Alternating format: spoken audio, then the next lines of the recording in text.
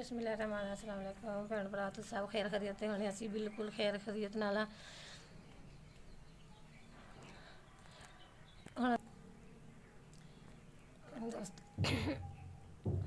दोस्तों मैं शहर जाना वा, बच्चों के कपड़े वगैरह खरीदने हैं। सर्दी का मौसम आ गया, इस वास्ते कपड़े खरीदने वास्ते जा रही हैं। तो उस तो बाद अपना शहर भी दिखाऊंगी।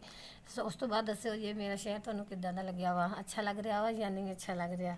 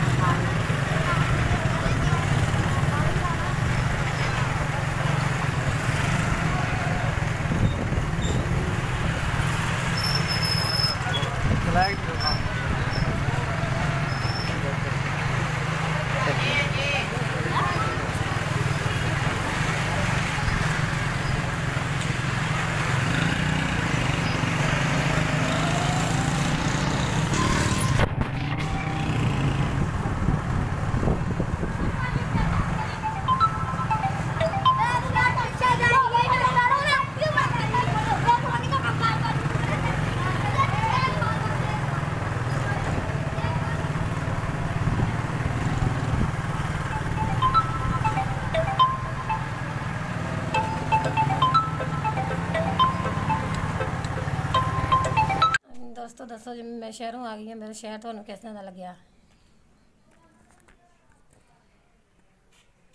मेरी वीडियो तुसी लाइव कर लो, मेरी वीडियो नू ज़्यादा तो ज़्यादा देखा करो, थोड़ी बड़ी मेहरबानी होएगी।